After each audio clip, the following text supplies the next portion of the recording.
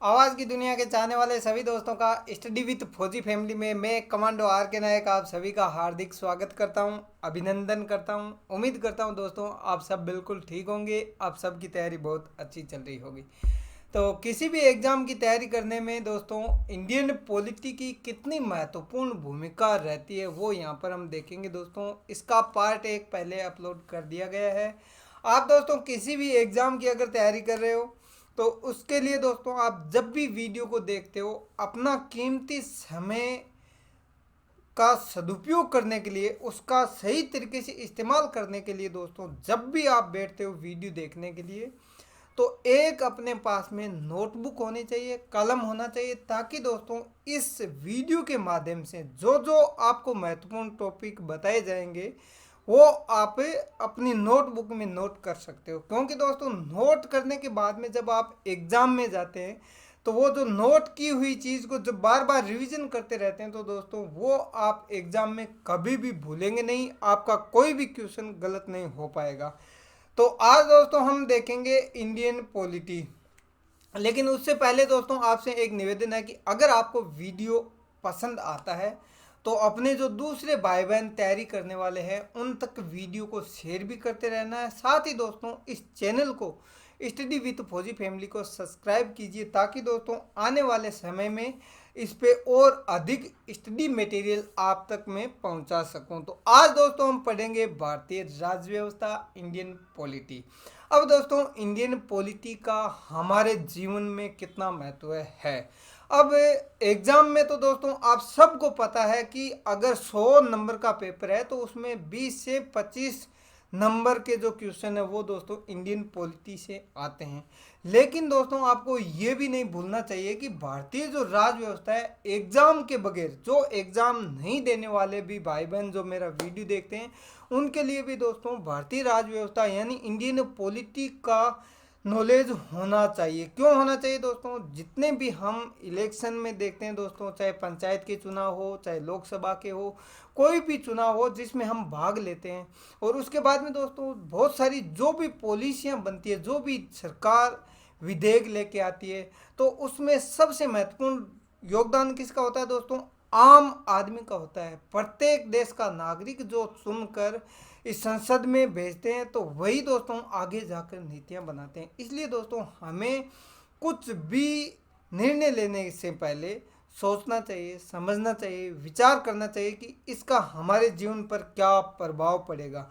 तो दोस्तों भारतीय राज्य व्यवस्था यानी इंडियन पॉलिटी का एक महत्वपूर्ण वीडियो आज हम देखेंगे, जिसके माध्यम से कौन कौन से क्वेश्चन एग्जाम में आ सकते हैं वो चीज़ें इसमें कवर की जाएगी। साथ ही दोस्तों इससे संबंधित पहले एग्जाम के अंदर क्वेश्चन किस किस टाइप से पूछे गए हैं वो भी यहाँ पर हम देखेंगे। तो आज दोस्तों इसका चैप्टर नंबर 2 रहेगा हमारा। इससे पहले दोस्तों अगर आपने चैप्टर नंबर 1 नहीं देखा है तो इससे पहले दोस्तों आप उसको देखिए। जब तक दोस्तों आप सीक्वेंस वाइज नहीं देखेंगे तो दोस्तों हाँ ये जरूर है कि आपको 2 नंबर आज का जो चैप्टर है वो समझ में आएगा, आराम से आएगा। लेकिन दोस्तों इससे पहले का जो एक चेन सिस्टम है वो दोस्तों वहाँ से एक अगर चेन ब्रोक हो गया तो वो दोस्तों आप इससे पहले वाला कवर करने के लिए 1 नंबर वीडियो को सबसे पहले देखिए, उसके बाद में दोस्तों 2 नंबर वीडियो देखिए। तो चलिए दोस्तों आज 2 नंबर चैप्टर में हम क्या पढ़ेंगे। सबसे पहले दोस्तों ये संविधान के विकास से संबंधित हमारी वीडियो सीरीज चल रही है जिसमें इसके अलग अलग पार्ट है। तो इसमें दोस्तों 1 नंबर पार्ट अपलोड कर दिया गया है और दूसरे में आज हम क्या पढ़ने वाले हैं, संविधान की ऐतिहासिक पृष्ठभूमि भाग 2 यानी पार्ट 2 पढ़ेंगे आज। अब दोस्तों पार्ट 2 पढ़ने से पहले हमें ये भी जान लेना चाहिए कि चैप्टर नंबर 2 यानी पार्ट 2 में हम क्या क्या पढ़ने वाले हैं, या फिर दोस्तों मैं आपको क्या क्या इसमें चैप्टर में बताने वाला हूं जो एग्जाम की दृष्टि से आपके लिए महत्वपूर्ण है। तो यहाँ पर दोस्तों सबसे पहले हम देखते हैं कि क्या क्या महत्वपूर्ण है।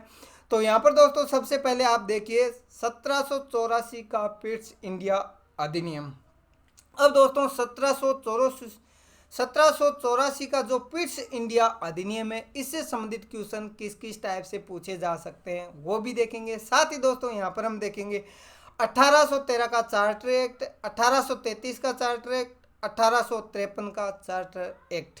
अब दोस्तों इन चार्टर एक्ट से संबंधित क्वेश्चन किस किस टाइप से पूछे जा सकते हैं एग्जाम में, वो यहाँ पर हम देख लेते हैं। तो सबसे पहले दोस्तों यहाँ पर क्वेश्चन किस टाइप से बन सकता है वो यहाँ पर हम देख लेते हैं एक क्वेश्चन। लेकिन दोस्तों क्वेश्चन देखने से पहले आपको पता होना चाहिए दोस्तों, जब हम अगर अच्छे तरीके से तैयारी नहीं करेंगे तो दोस्तों फिर क्या होता है, एग्ज़ाम में जाते समय हमें लगता है कि यार ये क्वेश्चन मेरे से मिस हो गया। लेकिन दोस्तों क्वेश्चन मिस तभी होता है जब हम बार बार रिवीजन नहीं करते हैं। तो चलिए दोस्तों देखते हैं क्वेश्चन किस टाइप से बन सकता है इन अधिनियम और एक्ट से संबंधित। तो यहाँ पर क्वेश्चन है दोस्तों, निम्नलिखित में से कौन सा कथन असत्य है। अब दोस्तों यहाँ पर 4 कथन दिए गए हैं, इन 4 कथन में से आपको ये बताना है कि कौन सा कथन असत्य है। यहाँ पर दोस्तों कथन नंबर 1 है 1813। अब दोस्तों 1813 का जो चार्टर एक्ट है इसी से संबंधित देखिए आप यहाँ पर कि 1813 के चार्टर एक्ट के तहत ईसाई मिशनरियाँ जो है उसका भारत में कार्य करने की जो अनुमति है वो प्रदान कर दी गई, एक नंबर। और उसके बाद में दोस्तों 1813 से संबंधित है कि 1813 के चार्टर एक्ट के द्वारा भारत में कंपनी के व्यापारिक एकाधिकार को पूर्णतः समाप्त कर दिया गया, नंबर 2 स्टेटमेंट।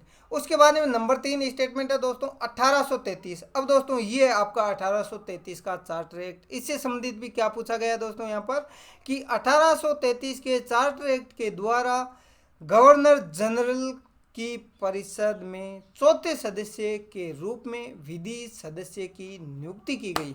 अब दोस्तों इससे संबंधित भी क्वेश्चन आपका बन सकता है। उसके बाद में दोस्तों आप यहाँ पर देखेंगे 1833 के चार्टर एक्ट के द्वारा बंगाल के गवर्नर जनरल को क्या कर दिया जाता है, भारत का गवर्नर जनरल बना दिया जाता है। अब दोस्तों ये तो क्वेश्चन इस चार्टर एक्ट से संबंधित मैंने बताया आप। इसके अलावा भी दोस्तों कौन कौन से क्वेश्चन बनेंगे वो दोस्तों इस वीडियो के अंत तक आपको सारे क्वेश्चन बनने वाले वो मिलेंगे।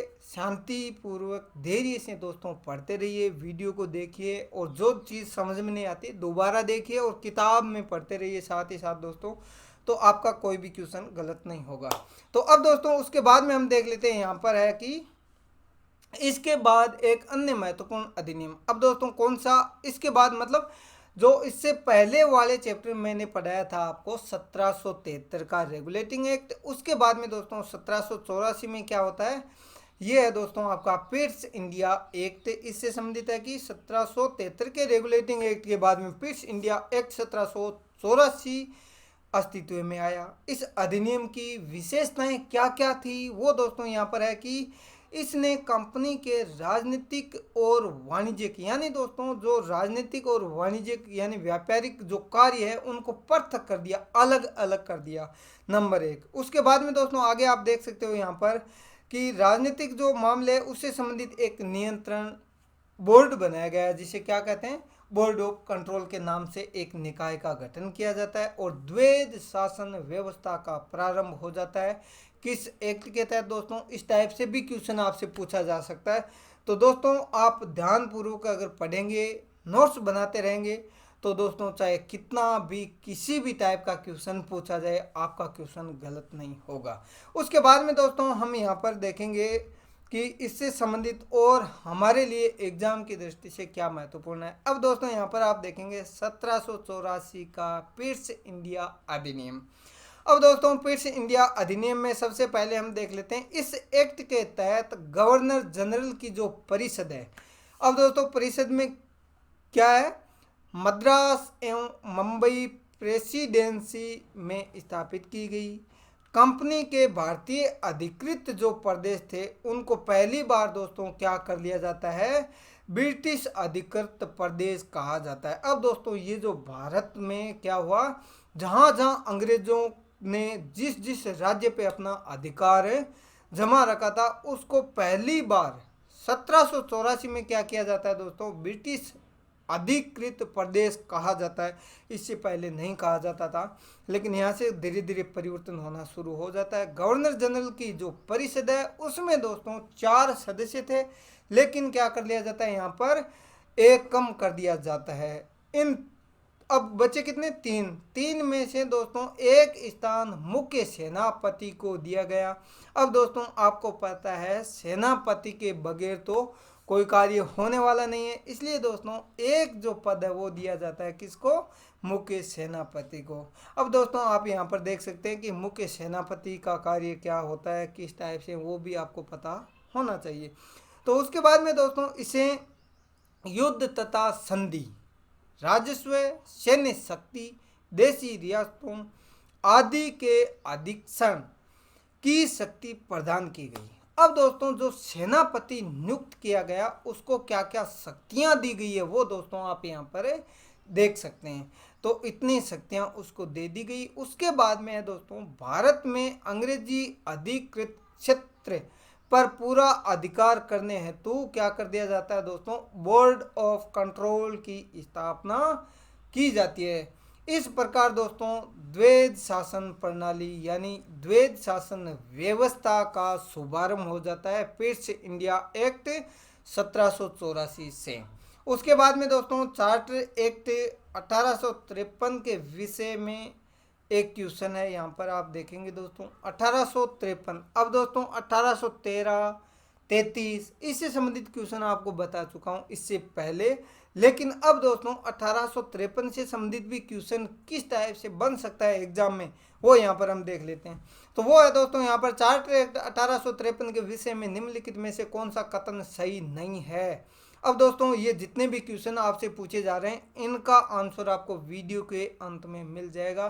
टेंशन मत लीजिए, आप सोचेंगे क्वेश्चन बता रहे हैं लेकिन आंसर नहीं बता रहे हैं, तो आंसर भी मिलेगा दोस्तों। तो उसके बाद में दोस्तों इसमें कथन कौन सा सही है या सही नहीं है वो दोस्तों आपको बताना है। तो ए में क्या है, चार्टर अधिनियम। अब दोस्तों 1853 का जो चार्टर अधिनियम है ये चार्टर अधिनियमों की श्रृंखला में अंतिम अधिनियम था, क्या सही है ये चीज़। उसके बाद में दोस्तों सेकंड जो ऑप्शन है या कथन है उसमें है इस अधिनियम के द्वारा सिविल सेवकों की भर्ती एवं चयन हेतु क्या कर दिया जाता है दोस्तों, खुली प्रतियोगिता का प्रारंभ कर दिया जाता है। उसके बाद में दोस्तों इस अधिनियम के द्वारा गवर्नर जनरल के लिए एक विधान परिषद का गठन किया जाता है। उसके बाद में दोस्तों यहाँ पर फोर्थ ऑप्शन है जो क्या है, इस अधिनियम ने भारतीय विधान परिषद को क्या कर दिया जाता है दोस्तों, बजट पर बहस करने की शक्ति प्रदान की। अब दोस्तों इनमें से कौन सा कथन सही है कौन सा गलत है वो आपको वीडियो के एंड में मिलेगा। और अगर दोस्तों आपको इससे संबंधित जानकारी है तो आप कमेंट बॉक्स में दे सकते हैं। इससे क्या होगा दोस्तों, आपका रिवीजन हो जाएगा, मुझे भी खुशी होगी कि हाँ जो भी पढ़ रहे हैं ध्यानपूर्वक पढ़ रहे हैं और जिससे आंसर आ रहा है वो कमेंट बॉक्स में दे रहे हैं। तो उसके बाद में दोस्तों अब हम देख लेते हैं यहाँ पर 1813 का चार्टर एक्ट। अब दोस्तों 1813 का जो चार्टर एक्ट है इससे संबंधित यहाँ पर है कि इस एक्ट द्वारा कंपनी के भारतीय व्यापारिक अधिकार यानी एकाधिकार को क्या कर दिया जाता है दोस्तों, समाप्त कर दिया जाता है। अब दोस्तों समाप्त तो कर दिया, लेकिन दोस्तों इस समय आपको ये ध्यान रखना है कि चीन के साथ व्यापार एवं पूर्वी देशों के साथ चाय के व्यापार पर 20 वर्षों के लिए एकाधिकार बना रहा। अब दोस्तों आप देख रहे हैं यहाँ पर चाय यानी दोस्तों चाय का जो व्यापार है। अब कभी कभी क्वेश्चन, इससे पहले मैंने एक क्वेश्चन बताया था आपको जिसमें स्टेटमेंट में ये दिया गया था कि 1813 के चार्टर एक्ट के द्वारा कंपनी का एकाधिकार पूर्णतः समाप्त कर दिया। अब दोस्तों आपको पता चल गया होगा पूर्णतः समाप्त नहीं हुआ, बल्कि चीन और अन्य जो देश है उनके साथ में चाय का जो व्यापार है वो बना रहा। अब चाय क्यों महत्वपूर्ण है वो तो दोस्तों आप सबको पता है। और मैं तो ये कहता हूँ दोस्तों, आपसे निवेदन करता हूँ कि अगर चाय पीते हो या किसी भी प्रकार की बुरी आदत है वो आप छोड़ सकते हो। तो वो सबके अलग अलग विचार है। तो यहाँ पर दोस्तों उसके बाद में हम देख लेते हैं ईसाई धर्म के प्रचार प्रसार हेतु जो मशीनरियाँ बनी थी या फिर जो संगठन बने हुए थे उनको क्या कर दिया जाता है दोस्तों, भारत भेजा गया। अब दोस्तों क्वेश्चन में एक आपने देखा होगा, अगर ध्यान से पढ़ते हो और सुनते हो तो दोस्तों एक क्वेश्चन में था कि इस एक्ट के द्वारा ईसाई जो संगठन है या मिशनरियाँ हैं उनको भारत में भेज दिया गया। किसके द्वारा भेजा गया था, चार्टर एक्ट 1813 के माध्यम से। उसके बाद में दोस्तों ब्रिटिश व्यापारियों तथा इंजीनियरों को भारत आने यहाँ बसने की अनुमति प्रदान कर दी जाती है। लेकिन इसके लिए दोस्तों उन्हें संचालन जो मंडल होता था या फिर उसको क्या कहते हैं, नियंत्रण बोर्ड से लाइसेंस लेना जरूरी था। अब दोस्तों यहाँ पर आप मैप भी देख सकते हैं चीन और उसके बाद में दोस्तों जो पूर्वी देश है उनके साथ में दोस्तों व्यापार बना रहता है, किसका, ईस्ट इंडिया कंपनी का। अब दोस्तों कमेंट बॉक्स में आपको बताना है ईस्ट इंडिया कंपनी पहली बार भारत में कब आई थी। और उसके बाद में दोस्तों यहाँ पर आप देखेंगे क्वेश्चन किस टाइप से और बन सकते हैं पॉलिटी से संबंधित। और ये जो क्वेश्चन है दोस्तों वो एग्जाम में पहले पूछे गए, काफ़ी महत्वपूर्ण, बार बार जो पूछे जाते हैं वही क्वेश्चन दोस्तों इस वीडियो में मैं शामिल कर रहा हूँ। तो यहाँ पर है दोस्तों भारत का निर्वाचन आयोग है। आपको ये बताना कि भारत का निर्वाचन आयोग क्या है। नंबर 1 प्रशासनिक संस्था है या फिर दोस्तों विधिक संस्था है, नियमित संस्था है या फिर दोस्तों ये एक संवैधानिक संस्था है। ये दोस्तों क्वेश्चन है वो आपको कमेंट बॉक्स में इसका आंसर देना है। लेकिन दोस्तों ये जो छोटे छोटे क्वेश्चन है इनका आंसर आपको पीडीएफ में मिलेगा। पीडीएफ के लिए आप हमारे टेलीग्राम चैनल को ज्वाइन कर सकते हैं। और उसके बाद में दोस्तों यहाँ पर 93वां यानी दोस्तों 93वां जो संविधान संशोधन है किससे संबंधित है। अब दोस्तों आपसे क्वेश्चन ये भी पूछा जा सकता है कि 93वां जो संविधान संशोधन हुआ था किससे संबंधित है, मौलिक कर्तव्यों से संबंधित है या फिर पंचायती राज व्यवस्था से संबंधित है या फिर दोस्तों भारत के उत्तर पूर्वी राज्य है यानी जिसको हम नॉर्थ ईस्ट कहते हैं उन राज्यों से संबंधित है या फिर दोस्तों शिक्षण संस्थानों में ओबीसी के आरक्षण से संबंधित है। अब दोस्तों ये क्वेश्चन का आंसर प्राप्त करने के लिए आप टेलीग्राम चैनल ज्वाइन कर सकते हैं। उसके बाद में दोस्तों 1833 के चार्टर एक्ट से संबंधित आपको पता है दोस्तों पहले किस टाइप से क्वेश्चन पूछा गया था, लेकिन अब दोस्तों इसके बारे में कुछ महत्वपूर्ण जानकारी हम ले लेते हैं। अब दोस्तों यहाँ पर सबसे पहले तो इस तरह की जो मैप है वो दोस्तों यहाँ पर आप देख पा रहे हैं, लेकिन दोस्तों आपके पास में एटलस होनी चाहिए। कौन सी एटलस होनी चाहिए, उसके लिए दोस्तों मैंने एक वीडियो का बुक से संबंधित वीडियो बनाया था, लगभग 1-1.5 घंटे का वीडियो, वो दोस्तों प्ले लिस्ट में जाकर देख लीजिए। उसमें कंप्लीट बुक लिस्ट के बारे में बताया गया, चाहे किसी भी प्रकार का एग्ज़ाम हो दोस्तों उसमें टोटल एनसीईआरटी बुक कक्षा 6 से लेके 12 के बारे में विस्तार से बताया गया है, जिसके अंदर दोस्तों किस बुक में कौन कौन से टॉपिक है वो भी दोस्तों मैंने आपको उसमें बताया। तो जो बुक आपको अच्छी लगती है, जो टॉपिक आपके एग्जाम में है, उसी बुक को परचेज कर सकते हैं। तो यहाँ पर दोस्तों अब हम देख लेते हैं बंगाल के गवर्नर जनरल को पूर्ण यानी संपूर्ण जो भारत है उसका गवर्नर जनरल घोषित कर दिया जाता है 1833 के चार्टर एक्ट के द्वारा। उसके बाद में दोस्तों आप यहाँ पर देख पा रहे हैं इसके साथ ही लॉर्ड विलियम बेंटिंक संपूर्ण भारत का पहला गवर्नर जनरल बना। और उसके बाद में दोस्तों उसे सैन्य व असैन्य शक्तियां भी प्रदान कर दी जाती है। देश में दास प्रथा एवं ठगी को अवैध घोषित कर दिया जाता है। इस एक्ट के तहत देश में प्रथम विधि आयोग की स्थापना कर दी जाती है। अब दोस्तों क्वेश्चन आपसे पूछा जा सकता है कौन से चार्टर एक्ट के द्वारा देश के अंदर प्रथम विधि आयोग की स्थापना की गई, 1833। तो इससे संबंधित भी क्वेश्चन अगर पूछा जाए तो दोस्तों आपका गलत नहीं होना चाहिए। गवर्नर जनरल की परिषद में एक विधि सदस्य बनाया गया यानी शामिल किया गया। कौन था दोस्तों, ये था आपका, यहाँ पर देख सकते हो दोस्तों छाया चित्र, ये है मेकाले। अब विधि सदस्य सबसे पहले किसे बनाया गया था, मेकाले को। तो इस टाइप से क्वेश्चन पूछा जाए तो आपका गलत नहीं होना चाहिए, नोट कर लीजिए।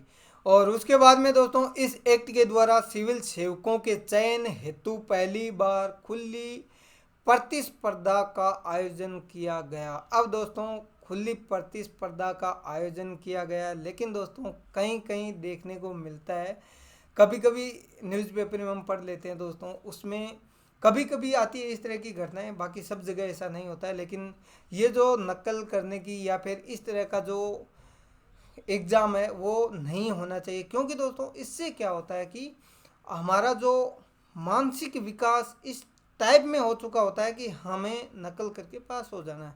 तो इस तरह की दोस्तों आपको बिल्कुल भी गलती नहीं करनी है, क्योंकि आपको पता है दोस्तों जो झूठ है वो हमेशा स्थिर नहीं रह सकती, सत्य ही स्थिर रह सकता है। अगर आपने अच्छे से पढ़ा है, मेहनत की है, तो दोस्तों आपको घबराने की कोई ज़रूरत नहीं है। एग्ज़ाम में चाहे कितना भी हार्ड से हार्ड क्वेश्चन पूछा जाए, लेकिन आप उसका आंसर, इंडियन पॉलिटी से संबंधित अगर कोई भी क्वेश्चन पूछा जाए तो आपका गलत नहीं होगा। उसके लिए शर्त ये है, आपको पढ़ना होगा ध्यानपूर्वक, नोट्स बनाने होंगे। तो चलिए दोस्तों अब देख लेते हैं आगे कि इसमें क्या है। खुली प्रतिस्पर्धा का आयोजन करने का प्रयास किया गया 1833 के द्वारा। चाय का व्यापार चीन के साथ, यानी चाय का जो व्यापार है दोस्तों वो चीन के साथ में कंपनी का जो अधिकार को समाप्त कर दिया जाता है। अब दोस्तों जो चाय का व्यापार बचा हुआ था उसको भी यहाँ पर समाप्त कर दिया जाता है। अब क्वेश्चन किस टाइप से बन सकता है दोस्तों। 1773 का रेगुलेटिंग एक्ट अधिनियम पहला कदम था, जिसने क्या किया, जिसने विधायिका को कार्यपालिका से अलग किया। Number 1 option. नंबर 2 में दोस्तों ब्रिटेन की संसद को भारत पर विधि बनाने का अधिकार पर बल दिया गया, यानी विधि बनाने का अधिकार दे दिया जाता है। या फिर दोस्तों न्यायपालिका को कार्यपालिका से अलग कर दिया जाता है, विधि निर्माण का केंद्रीकरण किया जाता है। मतलब इस टाइप के क्वेश्चन आपके गलत नहीं होंगे। पीडीएफ पढ़ते रहिए।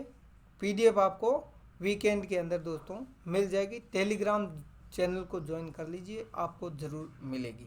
उसके बाद में दोस्तों यहाँ पर आप देखेंगे ब्रिटिश मिशनरी जो है उसमें क्या कर दिया जाता है, भारत में बसने की अनुमति प्रदान की गई। किस एक्ट के द्वारा, वो दोस्तों मैंने बताया इसी वीडियो में, तो वो आप आंसर इसका आराम से दे सकते हैं। लेकिन दोस्तों आपको ऑप्शन क्या क्या दिए गए हैं। पिट्स इंडिया एक्ट 1784 के द्वारा, 1773 के रेगुलेटिंग एक्ट के द्वारा, या फिर 1793 का जो चार्टर एक्ट था उसके द्वारा, 1813 के चार्टर एक्ट के द्वारा। अब दोस्तों इस क्वेश्चन का आंसर अगर आपने इस वीडियो को अब तक ध्यान से सुना है तो आंसर इसी वक्त कमेंट में दीजिए। अगर नहीं सुना तो बैक जाइए, वहाँ पे देखिए कि इसके बारे में मैंने क्या बताया है। तो उसके बाद में दोस्तों यहाँ पर हम देख लेते हैं 1853 का चार्टर एक्ट। अब दोस्तों इस एक्ट के द्वारा पहली बार गवर्नर जनरल को क्या कर दिया जाता है दोस्तों, कि परिषद में विधायी एवं कार्यकारी शक्तियों को पृथक कर दिया जाता है। अब दोस्तों विधायी जो कार्यकारी शक्तियां हैं उनको पृथक कर दिया जाता है किस एक्ट के द्वारा, 1853 का चार्टर एक्ट के द्वारा। इस एक्ट के द्वारा 6 सदस्यों की एक गवर्नर जनरल की विधान परिषद की स्थापना की गई, जिसे भारतीय विधान परिषद के स्वरूप में जाने जाना लगा। अब दोस्तों आपको पता है वर्तमान जो संसद है दोस्तों, इसका स्वरूप आपको कहाँ देखने को मिल रहा है।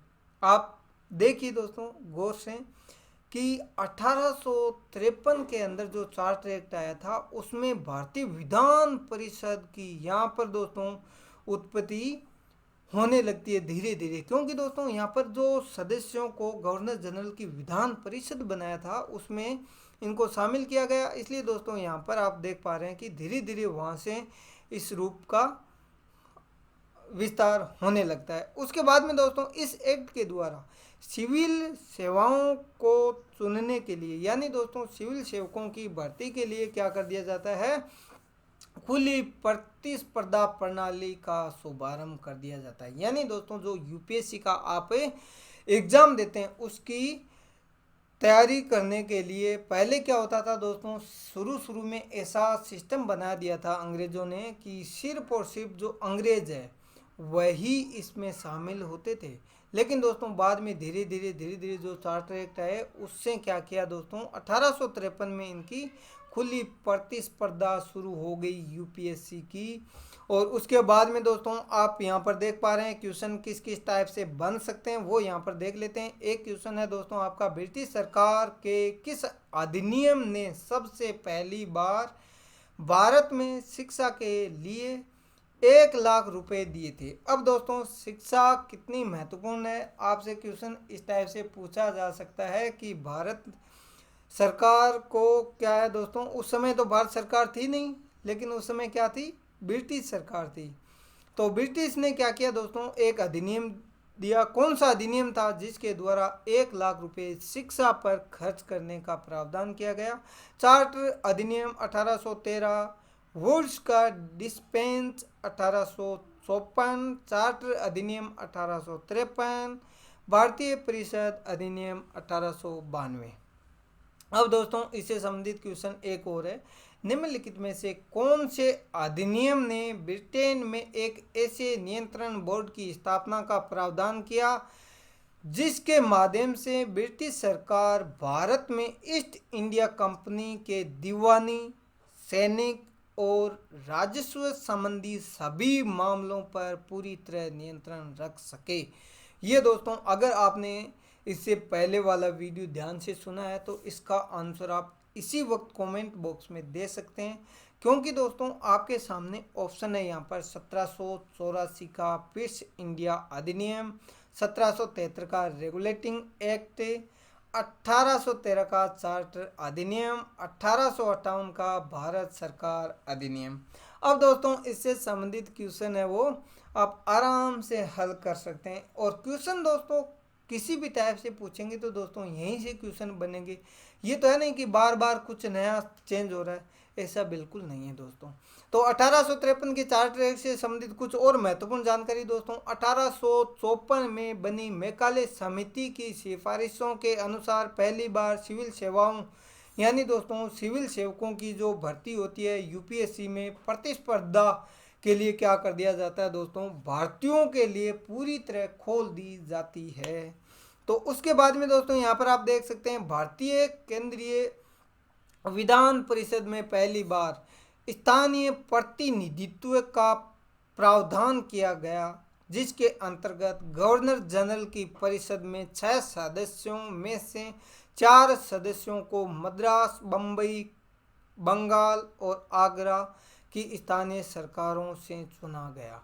अब दोस्तों धीरे धीरे जो चुनने की प्रकृति है, या फिर दोस्तों जो वर्तमान समय में हम अपना एमपी एमएलए चुनते हैं, पीएम चुनते हैं, सीएम चुनते हैं, तो उसके लिए दोस्तों जो हमें वोट देने का अधिकार दिया गया है या चुनने का जो अधिकार है वो दोस्तों आप यहाँ पर देख सकते हैं 1853 से धीरे धीरे क्या होता है दोस्तों, चुनने का जो अधिकार है वो दिया जाने लगता है। तो इससे संबंधित भी क्वेश्चन पूछा जा सकता है। उसके बाद में दोस्तों यहाँ पर उसके बाद में दोस्तों अब एक क्वेश्चन आपसे ये पूछा जा सकता है कि ऐसी कौन सी शक्ति थी या कौन सा अधिनियम था जिसने भारतीय प्रांतों को उनकी विधायी शक्ति से वंचित किया। तो इसका राइट आंसर दोस्तों दिए गए ऑप्शन में से आप बता सकते हैं 1833 का अधिनियम, 1813 का अधिनियम, 1853 का अधिनियम या फिर दोस्तों 1861 का अधिनियम।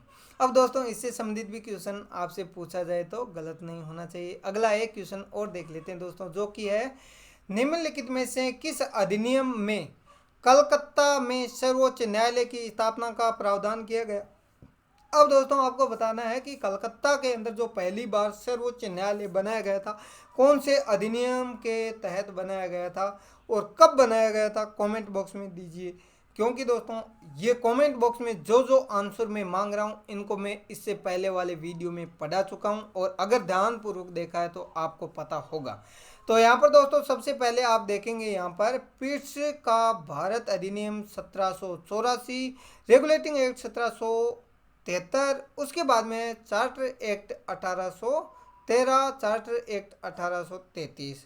अब दोस्तों ये क्वेश्चन है, इसका राइट आंसर आप आराम से दे सकते हैं। उसके बाद में दोस्तों अब कुछ महत्वपूर्ण जो क्वेश्चन एग्जाम में पूछे गए हैं उससे संबंधित यहाँ पर हम देख लेते हैं। सबसे पहले दोस्तों वीडियो के प्रारंभ में हमने एक क्वेश्चन देखा था, तो वो क्वेश्चन किस टाइप से था दोस्तों, आप यहाँ पर देखेंगे कि निम्नलिखित में से कौन सा कथन असत्य है। 1813 के चार्टर एक्ट के तहत ईसाई मिशनरियों को भारत में कार्य करने की जो अनुमति है वो दी जाती है, या फिर दोस्तों 1813 के चार्टर एक्ट द्वारा भारतीय जो वो कंपनियां हैं वो क्या कर दिया जाता है, पूर्णतः अधिकार उनका एकाधिकार समाप्त कर दिया जाता है, या फिर दोस्तों 1813 के चार्टर एक्ट के द्वारा जो गवर्नर जनरल की परिषद है उसमें चौथे सदस्य के रूप में क्या कर दिया जाता है दोस्तों, एक विधि सदस्य की नियुक्ति की जाती है। या फिर दोस्तों एक ऑप्शन है लास्ट में कि 1833 के चार्टर एक्ट के द्वारा बंगाल के गवर्नर जनरल को भारत का गवर्नर जनरल बना दिया जाता है। ये क्वेश्चन मैंने पूछा था, इसका राइट आंसर दोस्तों आप देखेंगे यहाँ पर बी। अब दोस्तों असत्य है, ये 1813 का चार्टर एक्ट के द्वारा भारत में कंपनी के व्यापारिक एकाधिकार को पूर्णतः समाप्त कर दिया गया। ये पूर्णतः समाप्त 1813 में नहीं किया गया था, चाय और चीन के साथ व्यापार बना रहा था, इसलिए दोस्तों इसमें पूर्णतः समाप्त नहीं हुआ था, इसलिए ये असत्य है। अब दोस्तों यहाँ पर देख लेते हैं कि इसके व्याख्या में आप देखेंगे तो दोस्तों आप आराम से पढ़ सकते हैं, लेकिन दोस्तों इससे संबंधित और क्वेश्चन किस किस टाइप से बन सकते हैं वो यहाँ पर देख लेते हैं दोस्तों। विधि सदस्य के रूप में दोस्तों किसको नियुक्त किया गया दोस्तों, लॉर्ड मैकाले को विधि सदस्य के रूप में नियुक्त किया जाता है। लॉर्ड मैकाले की अध्यक्षता में दोस्तों भारत में पहला विधि आयोग गठित किया गया। आपसे क्वेश्चन पूछा जाएगा भारत में गठित पहला विधि आयोग, इसकी अध्यक्षता किसने की थी, तो ये दोस्तों आपके लॉर्ड मैकाले ने की थी। उसके बाद में दोस्तों 1833 के चार्टर एक्ट के तहत बंगाल के गवर्नर को भारत का गवर्नर जनरल बना दिया जाता है। तो अब दोस्तों यहाँ पर हम देख लेते हैं कि इस क्वेश्चन से और कौन कौन से क्वेश्चन बन सकते हैं। तो यहाँ पर दोस्तों सबसे पहले आपसे ये पूछा जा सकता है कि ये जो 1853 का चार्टर एक्ट था, इसके द्वारा गवर्नर जनरल की जो परिषद थी इसमें एक सदस्य नियुक्त किया गया था, कौन था, वो था दोस्तों लॉर्ड मैकाले। ये क्या था दोस्तों, विधि सदस्य के रूप में नियुक्त किया था। लेकिन दोस्तों क्वेश्चन इस टाइप से पूछा जाएगा भारत में पहला विधि आयोग जब गठित किया गया उस समय उसकी अध्यक्षता किसने की थी, लॉर्ड मैकाले की अध्यक्षता में गठित किया गया था। उसके बाद में दोस्तों क्वेश्चन इस टाइप से पूछा जा सकता है कि लॉर्ड विलियम बेटिंग भारत का प्रथम गवर्नर जनरल कब बना, तो ये दोस्तों 1833 का चार्टर एक्ट के तहत आप देख सकते हैं। उसके बाद में दोस्तों यहाँ पर भारत में क्या कर दिया जाता है, दास प्रथा को गैर कानूनी घोषित किस चार्टर एक्ट के तहत किया गया, 1833 के। उसके बाद में दोस्तों 1833 का चार्टर एक्ट में क्या प्रावधान था दोस्तों, वो भी आप यहाँ पर देख सकते हैं। अब दोस्तों इससे संबंधित आपका क्वेश्चन गलत नहीं होना चाहिए, और ये तभी संभव है जब दोस्तों आप पढ़ते रहेंगे, प्रयास करते रहेंगे, तो सब कुछ संभव है, एक भी क्वेश्चन आपका गलत नहीं होगा। अब दोस्तों यहाँ पर हम देखेंगे चार्टर एक्ट 1853 के विषय में निम्नलिखित में से कौन सा कथन सही नहीं है। तो यहाँ पर 4 कथन है दोस्तों। पहला कथन है चार्टर अधिनियम की श्रृंखला में अंतिम अधिनियम 1853 का ही था, ये बताना है आपको। और उसके बाद में दोस्तों अब जो कथन सही कौन सा है कौन सा सही नहीं है, ये तभी आप इनमें से चुन सकते हैं जब आपने आराम से ध्यानपूर्वक शांत माइंड से पूरा विस्तार से पढ़ा है। और उसके बाद में इस अधिनियम के द्वारा सिविल सेवकों की भर्ती एवं चयन हेतु खुली प्रतियोगिता का प्रारंभ किया गया। उसके बाद में इस अधिनियम के द्वारा गवर्नर जनरल के लिए एक विधान परिषद का गठन किया गया। इस अधिनियम ने भारतीय विधान परिषद को बजट पर बहस करने की शक्ति प्रदान की।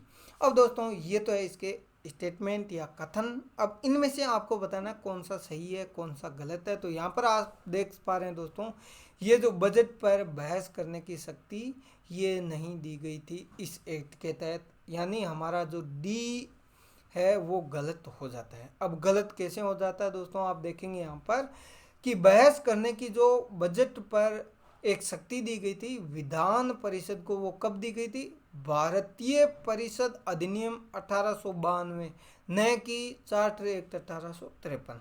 ओके। उसके बाद में दोस्तों यहाँ पर है, आप यहाँ पर देख सकते हैं दोस्तों 1893 से 1853 के दौरान पारित किए गए चार्टर अधिनियमों की श्रृंखला में अंतिम अधिनियम था। ये कथन बिल्कुल सही है कि चार्टर अधिनियम की श्रृंखला जो चली आ रही थी उसमें दोस्तों 1853 में समाप्त हो जाती है श्रृंखला। क्यों हो जाती है दोस्तों, आपको पता है 1857 की जो महत्वपूर्ण क्रांति हुई थी उसके बारे में आपको पता है। उसके बाद में दोस्तों आप यहाँ पर देखेंगे कि सिविल सेवकों की जो भर्ती है वो व्यवस्था की कर दी जाती है। 1854 में भारतीय सिविल सेवा के संबंध में मैकाले समिति का गठन किया गया।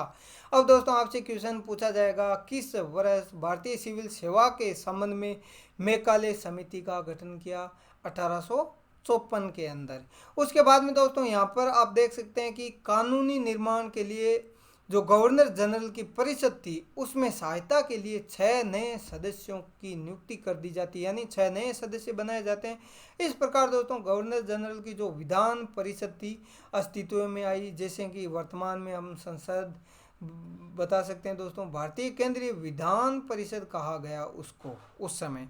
उसके बाद में विधान परिषद को लघु संसद, यानी दोस्तों आज का लघु संसद किसको कहते हैं हम, यानी निम्न सदन लोकसभा, उच्च सदन राज्यसभा की, इस तरह से दोस्तों व्यवस्था यहाँ पर की गई। उसके बाद में दोस्तों इस प्रकार पहली बार गवर्नर जनरल की परिषद के विधायी एवं प्रशासनिक कार्यों को अलग अलग कर दिया जाता है।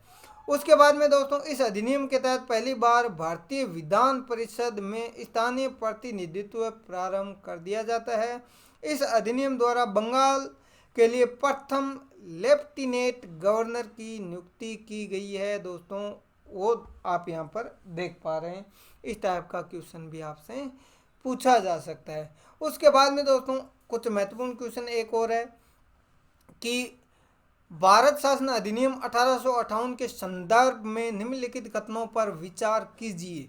अब दोस्तों कथन यहाँ पर है, इस अधिनियम के द्वारा भारत में राज्य सचिव नामक एक नया पद बनाया गया। कंपनी में कोर्ट ऑफ डायरेक्टर्स एवं बोर्ड ऑफ कंट्रोल की व्यवस्था बनी रही। गवर्नर जनरल का पद है उसको बदल दिया जाता है, क्या कर दिया जाता है, वायसराय कर दिया जाता है। और लॉर्ड विलियम बेंटिंक भारत के प्रथम वायसराय बने। इन कथनों में से आपको बताना है कौन सा कथन सही है। अब दोस्तों आपको यहाँ पर बताना है कि कौन कौन से कथन इनमें से सही है। अगर आपको लगता है एक सही है, दो सही है, तीन सही है, चार सही है, चारों सही है, कौन सा आपको सही लगता है वो आप इनमें से बता सकते हैं। तो दोस्तों इसका आंसर अपन व्याख्या के रूप में देख लेते हैं। 2 और 4 गलत है। अब दोस्तों इसका मतलब 2 और 4 गलत है।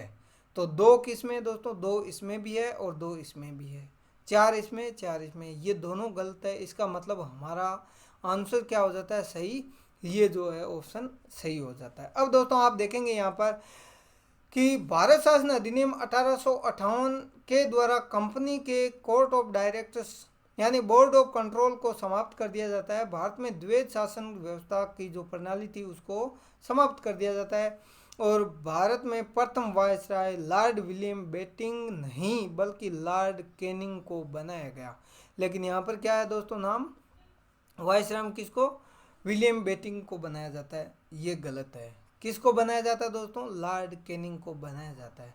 उसके बाद में नया राज्य सचिव का पद है उसको बनाया जाता है, सृजन किया जाता है। और यहाँ पर आप देख पा रहे हैं दोस्तों, भारत सचिव की सहायता के लिए 15 सदस्य की एक क्या कर दी जाती है दोस्तों, परिषद का गठन किया जाता है। इस परिषद पर क्या होता है दोस्तों, एक सलाहकार समिति थी और परिषद का अध्यक्ष भारत सचिव को बनाया गया। अब दोस्तों भारत सचिव को इस परिषद का अध्यक्ष, इस प्रकार दोस्तों आप देख पा रहे हैं कि वर्तमान में भी जो समितियां बनी होती है उसके अलग अलग अध्यक्ष होते हैं। उसी प्रकार दोस्तों उस समय एक समिति बनी हुई थी या परिषद बनी हुई थी जिसमें 15 सदस्य थे और उसकी अध्यक्षता आप यहाँ पर देख सकते हैं दोस्तों कौन करता था, भारत का सचिव है वो करता था। और उसके बाद में दोस्तों गवर्नर जनरल का पद है वो वायसराय कहा जाने लगा या कहलाने लगा। और इससे संबंधित भी दोस्तों क्वेश्चन अगर पूछा जाए तो आपका गलत नहीं होना चाहिए।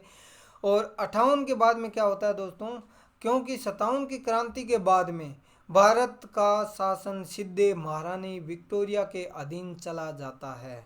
अब दोस्तों आपको पता है कि कंपनी से क्या हो जाता है, यहाँ पर सत्ता का केंद्रीकरण कहाँ चला जाता है, ब्रिटेन की जो महारानी थी या जो विक्टोरिया थी उसके अधीन चला जाता है। उसके बाद में दोस्तों इससे संबंधित क्वेश्चन आपसे कोई भी क्वेश्चन बने आपका गलत नहीं होना चाहिए। और ये तभी संभव है दोस्तों जब आप बार बार प्रैक्टिस करेंगे, अभ्यास करते रहेंगे, आपका क्वेश्चन गलत नहीं होगा। उसके बाद में दोस्तों यहाँ पर आप देखेंगे भारत परिषद अधिनियम 1861 के विषय में निम्नलिखित में से कौन सा कथन असत्य है। अब दोस्तों आप देख रहे होंगे इसमें इतने महत्वपूर्ण क्वेश्चन है दोस्तों। एक क्वेश्चन ये यूपीएससी का सिर्फ एक क्वेश्चन हो सकता है, स्टेट पीसीएस का एक क्वेश्चन हो सकता है, लेकिन इस एक क्वेश्चन में से कम 4 से 5 क्वेश्चन बन सकते हैं वनडे एग्जाम, जो एसएससी सीजीएल वगैरह जो एग्जाम होते हैं उनके अंदर। तो उसके बाद में दोस्तों यहाँ पर आप देखेंगे भारत परिषद अधिनियम 1861 के विषय में निम्नलिखित में से कौन सा कथन असत्य है।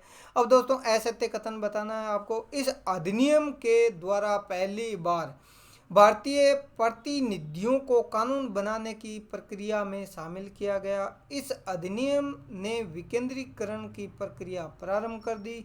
इस अधिनियम ने वायसराय को अध्यादेश निकालने की या जारी करने की शक्ति प्रदान की, जिसकी अवधि कितनी होती थी दोस्तों, 1 वर्ष की होती थी। और उसके बाद में इस अधिनियम ने कैनिंग के द्वारा प्रारंभ की गई पोर्टफोलियो प्रणाली को मान्यता प्रदान की। ये है दोस्तों कथन, और आपको बताना है कौन सा कथन सही नहीं है। तो यहाँ पर दोस्तों आप देख सकते हैं उत्तर सी, यानी अध्यादेश जो जारी करने की शक्ति है वो 1 वर्ष का समय नहीं होगा। क्यों नहीं होगा दोस्तों, आप यहाँ पर देख सकते हैं 1 वर्ष के स्थान पर 6 महीने। सिर्फ ये दोस्तों आपको पता है सब चीज़ें सही है, लेकिन एक चीज़ जिसमें 6 महीने की जगह 1 वर्ष दे दिया, यहीं कंफ्यूज होकर स्टूडेंट आंसर गलत देकर आ जाते हैं। तो ये दोस्तों गलती हमसे ना हो, इसलिए हमें क्या करना होता है, ध्यानपूर्वक रिवीजन करते रहना है, अध्ययन करते रहना है, आपका क्वेश्चन गलत नहीं होगा। और उसके बाद में दोस्तों अब वनडे एग्जाम में क्वेश्चन किस किस टाइप से पूछे जा सकते हैं, और जो यहाँ पर हम देख लेते हैं। सबसे पहले दोस्तों आपका यहाँ पर लॉर्ड कैनिंग द्वारा 3 भारतीयों को क्या किया जाता है दोस्तों, मनोनीत किया जाता है। किस किस को मनोनीत किया जाता है यहाँ पर देख लीजिए दोस्तों। सबसे पहले 3 कौन कौन है, बनारस के राजा, पटियाला के महाराजा सर दिनकर राव। अब दोस्तों मनोनीत करने से संबंधित क्वेश्चन आपसे करंट अफेयर का ये भी पूछा जा सकता है, लोकसभा में कितने सदस्यों को मनोनीत किया जाता है, राज्यसभा में कितने सदस्यों को मनोनीत किया जाता है। यहाँ पर दोस्तों मनोनीत करने की प्रक्रिया 1862 से प्रारंभ हो जाती है, जो आज तक चली आ रही है। लोकसभा और राज्यसभा में सदस्यों की मनोनीत से संबंधित नियुक्तियां होती रही है। तो इससे संबंधित भी क्वेश्चन आपसे पूछा जा सकता है। उसके बाद में दोस्तों यहाँ पर आप देखेंगे इस अधिनियम द्वारा रेगुलेटिंग एक्ट 1773 में प्रारंभ की गई केंद्रीकरण की प्रवृत्ति को बदल दिया जाता है और विकेंद्रीकरण की प्रक्रिया प्रारंभ हो जाती है। मद्रास एवं बम्बई की जो प्रेसिडेंसियां थी उनको विदाई शक्तियां पुनः दी जाती है। अब दोस्तों आप यहाँ पर देखेंगे वर्तमान समय से संबंधित क्वेश्चन किस टाइप से बन सकता है। यहाँ पर शक्ति का केंद्रीकरण नहीं बल्कि विकेंद्रीकरण हो गया है दोस्तों। जिस प्रकार केंद्र सरकार है उसके अधीन या फिर उसी के अंदर विकेंद्रीकरण नहीं हुआ है, बल्कि केंद्रीकरण के स्थान पर विकेंद्रीकरण हो जाता है, यानी राज्यों को भी शक्ति दे दी जाती है। तो इस टाइप से क्वेश्चन आपसे पूछा जा सकता है। अब दोस्तों इसके आधार पर क्या होता है, बंगाल में 1862 और उत्तरी पश्चिम सीमा प्रांत 1866, और ये है दोस्तों आपका पंजाब 1897 में विधान परिषदों का गठन किया गया। ये भी पूछा जा सकता है कब कब किया गया था। इस अधिनियम ने लॉर्ड कैनिंग द्वारा 1859 में प्रारंभ की गई पोर्टफोलियो प्रणाली को मान्यता प्रदान कर दी। अब दोस्तों ये पोर्टफोलियो प्रणाली कब बनाई, किसने बनाई, इससे संबंधित क्वेश्चन आए तब भी गलत नहीं होना चाहिए। और अगला क्वेश्चन है दोस्तों निम्नलिखित में से उदारवादियों की कौन सी एक मांग मार्ले मिंटो सुधार में स्वीकार की गई। कौन सी स्वीकार की गई दोस्तों, उत्तरदायी सरकार का प्रारंभ, भारत के लिए डोमिनियन स्टेटस, और उसके बाद में दोस्तों परिषदों के आकार का विस्तार, और उसके बाद में दोस्तों स्वराज्य का विचार। इससे संबंधित भी दोस्तों क्वेश्चन आपका गलत नहीं होना चाहिए।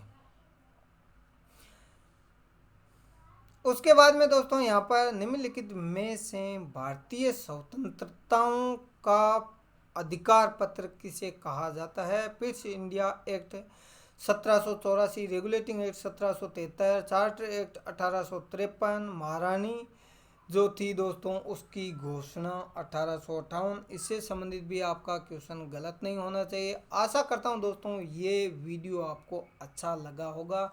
अगर वीडियो अच्छा लगता है तो दोस्तों अपने जो दूसरे साथी है उन तक भी शेयर करते रहिए। मिलते हैं दोस्तों अगले वीडियो में, लेकिन इससे पहले आपको वीडियो नंबर 1 और 2 यानी दोस्तों दोनों वीडियो को अच्छे से सुनकर नोट्स बनाकर रिवीजन करते रहना। नेक्स्ट वीडियो में इससे संबंधित मैं क्वेश्चन पूछूंगा, उस समय आप उसका राइट आंसर कमेंट बॉक्स में दे सकें। धन्यवाद। जय हिंद। वंदे मातरम।